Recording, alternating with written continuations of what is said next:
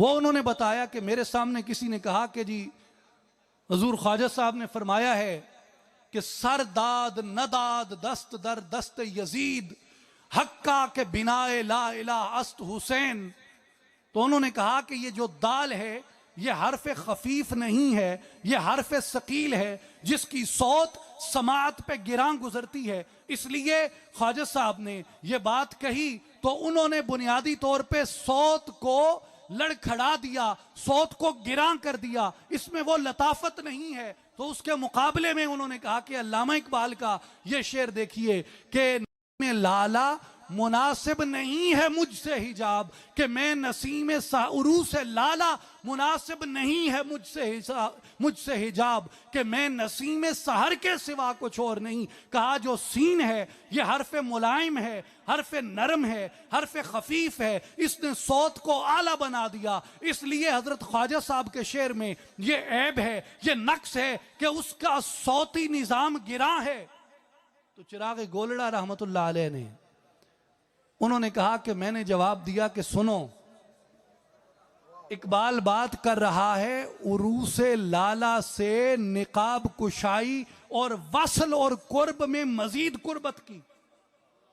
तो ये बात, ये पहलू और ये कैफियत जो है वसल की कैफियत, कुर्ब की कैफियत, मिलाप की कैफियत, ये कैफियत ही नर्म है। लिहाजा इकबाल का जो अल्फाज का चुनाव है वो नरम ही होना चाहिए था, वो मुलायम ही होना चाहिए था, वो इसी तरह सौत के अंदर रस बस जाने वाला होना चाहिए था। लेकिन अगर ख्वाजगा हजरत ख्वाजा मुइनुद्दीन अजमेरी सुल्तान हिंद रहमतुल्लाह अलैह के मजमून को देखो तो वहां वो बात अरूसे लाला से हिजाब की नहीं कर रहे, वो एक जालिम और गासिब हुक्मरान के सामने कलमा हक कहने और सर कुर्बान करने की बात कर रहे हैं। इकबाल का मजमून नरम था, अल्फाज नरम आए। हुजूर ख्वाजा साहब का मजमून तल्ख था, इसलिए अल्फाज तल्ख आए।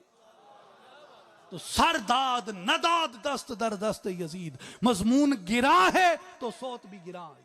कुरान मजीद में देखें, जहां आका पाक अलैहिस्सलाम की जुबान को, आका की जुबान को, आका के फरामीन को जहां यह कहना था कि इसकी जुबान के अपनी मर्जी से जुबान को जुम्बिश नहीं देते, अपनी मर्जी से कलाम नहीं करते, बल्कि उसकी अता से बोलते हैं। तो फुसहाए अरब पे, बुलगाए अरब पे, शुअराए अदब अरब पे, उदबाए अरब पे इस बात को रासिख करके उनकी जहनों को और दिलों को साफ करना था। तो कुरान मजीद का मुहावरा देखिए, वमा यंतिको अनिल हवा इन हुआ इल्ला वह्युन यूहा, वह्युन यूहा। इसका सौत इसका माना बयान करता है।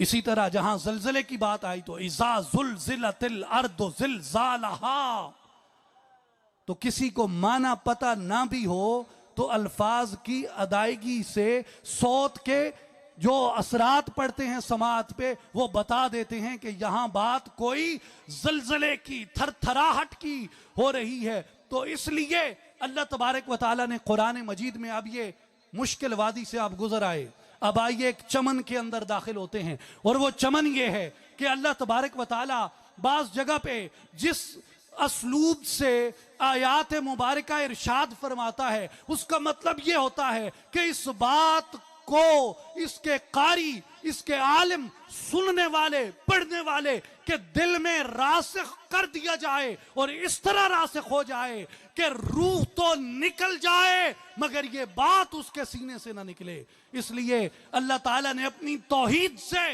मोमिनों का रिश्ता उस्तवार करते हुए कहा।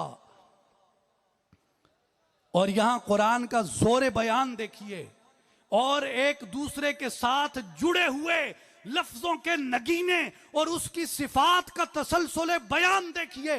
कहा हुवल्लाहुल्लज़ी ला इलाहा इल्ला हू आलिमुल गैबि वश्शहादति हुवर रहमानुर रहीम हुवल्लाहुल्लज़ी ला इलाहा इल्ला हु अल मलिकुल कुद्दूसुस सलामुल मुमिनुल मुहैमिनुल अजीजुल जब्बारुल मुतकब्बिर सुब्हानल्लाहि अम्मा युशरिकून। सिफात से सिफात यूं मुत्तसिल आई कि जब कारी पढ़ता है तो बात सीने के अंदर तीर की तरह पैवस्त होती चली जाती है।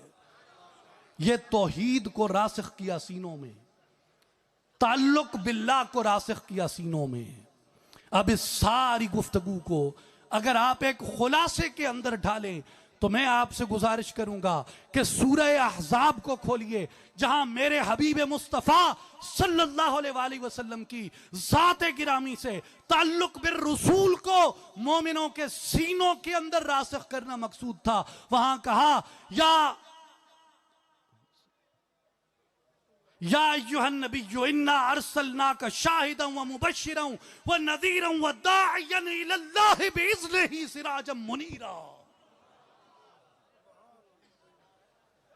तो कुरान ने अपने उसलूब में, अपने मज़ामीन में, मुआनी में, मफ़ाहीम में, अताअत में, सिफ़ात में, इखलाक में, सौत में, लफ्ज़ों की बंदिश में, जहां जहां अकीदा तौहीद को जिस जिस रंग में मोमिनीन के सीनों में रासिख किया, वहां कुरान ने उसी असलूब में, उन सिफ़ात के ज़िक्र से, उसी सौत से और लफ्ज़ों की उसी बंदिश से ताल्लुक बिर रसूल को मोमिनीन के सीनों के अंदर रासिख किया। मेरे